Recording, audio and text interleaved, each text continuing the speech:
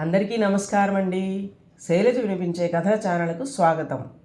ఈరోజు మనం మాచిరాజు కామేశ్వరరావు గారు రచించిన రాక్షసి గురువు అనే కథను విందాం. ఈ కథ ఆగస్టు 1980 చందమామలో ప్రచురింపబడింది. ఆనంద్కు ఎవరూ లేరు. వాడు రెడ్డిగారి ఇంట అన్ని పనులు చేసేవాడు. వాడికి పదాలు పాడటం అంటే చాలా ఇష్టం. పాడుకుంటూనే పనులన్నీ చేసేవాడు. రాత్రివేళ పశువుల కొట్టంలో గడ్డి పరుచుకుని పడుకున్నాక కూడా అర్ధరాత్రి దాకా పాడుకుని మరీ నిద్రపోయేవాడు.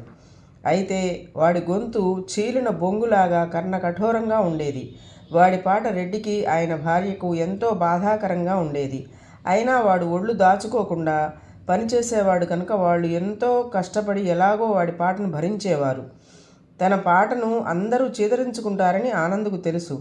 అర్ధరాత్రి దాకా ఓండ్ర పెట్టి మా ప్రాణాలు తోడిస్తున్నావురా అని రెడ్డి ఎన్నోసార్లు వాడితో అన్నాడు. తన పాటను ఎవరు తిట్టినా వాడి ప్రాణం చివుక్కుమనేది. ఇలా ఉండగా రెడ్డికి ఒక కొడుకు కలిగాడు. ఆ చంటివాడు ఆనంద్ పాట వినగానే ఉలిక్కిపడి కెవ్వున అరిచి గుక్క పెట్టేవాడు.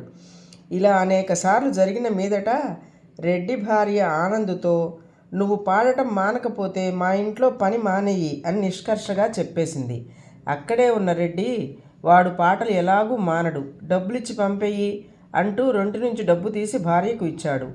పని పోయిన దానికన్నా పాడటం మానమన్నందుకు ఆనంద్కు ఎక్కువగా అభిమానం పొడుచుకు వచ్చింది. వాడు వెంటనే రెడ్డి ఇల్లు వదిలిపెట్టి అడవిదారి పట్టాడు. చెట్లు, చేమలు, రాళ్ళు, రప్పలు, పక్షులు, జంతువులు సంగీతానికి తలలు ఊపుతాయని కరుగుతాయని వాడు విన్నాడు.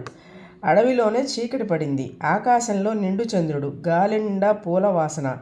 ఆనంద్ ప్రాణానికి వాతావరణం ఎంతో హాయిగా ఉన్నది.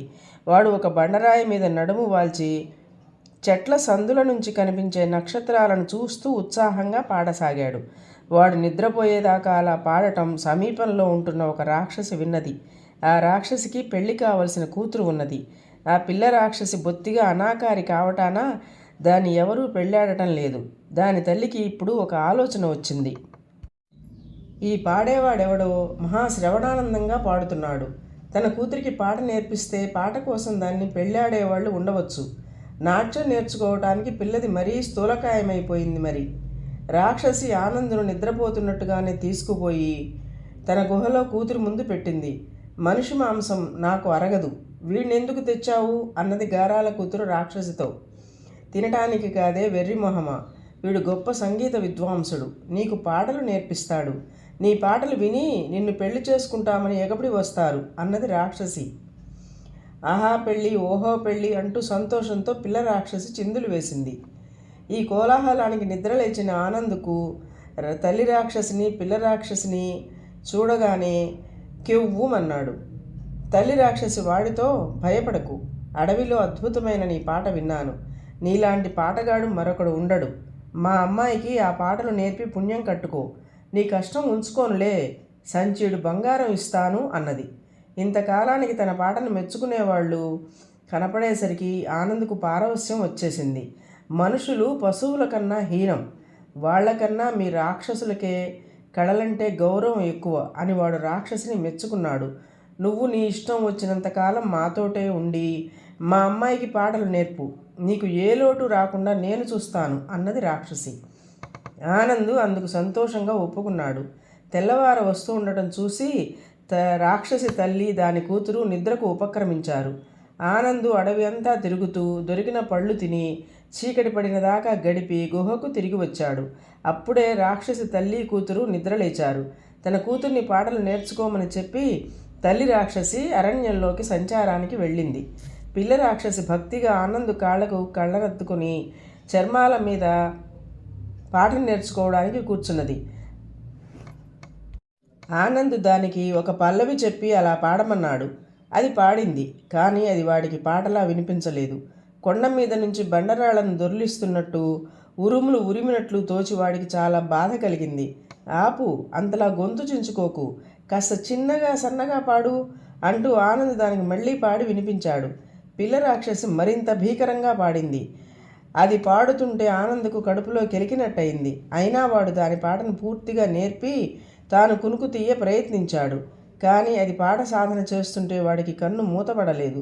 ఇంతలో తల్లి రాక్షసి 2 దుప్పులను చంపి తెచ్చి, నా తల్లే పాడుతున్నది, ఇంకా ఏ కోయిలో గుహలోకి దూరిందనుకున్నా అంటూ కూతుర్ని కావలించుకొని ముద్దు పెట్టుకున్నది. అది మొదలు ఆ గుహ ఆనందకు నరకం అయింది. రాక్షసి పాట మూలంగా వాడికి నిద్ర లేదు. దాని గొంతు వినిపిస్తేనే వాడికి తేళ్ళు జర్లు పాకినట్టుండేది.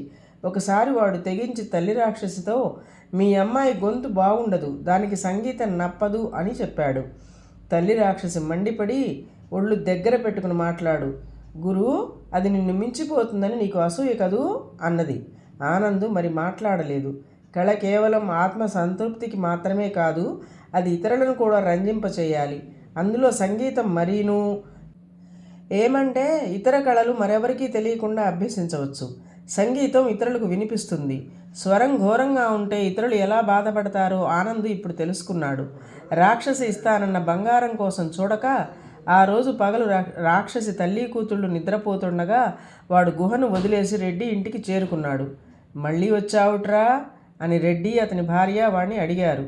ఆనంద్ వాళ్ళకి జరిగింది చెప్పి, నాకు బుద్ధి వచ్చింది, నా తప్పు తెలుసుకున్నాను, నేను వచ్చింది పని చేయటానికి, పాటలు పాడటానికి కాదు అన్నాడు. ఆ తర్వాత వాడు పాటలు పాడలేదు, కానీ వాడికి రాక్షసి గురువు అనే కొత్త బిరుదు మాత్రం వచ్చింది. ఇదండి కథ. ఈ కథ మీకు నచ్చినట్లయితే లైక్ చేయండి, షేర్ చేయండి, కామెంట్ చేయండి, సబ్స్క్రైబ్ చేసుకొని నన్ను ఎంకరేజ్ చేయండి. నమస్కారం అండి.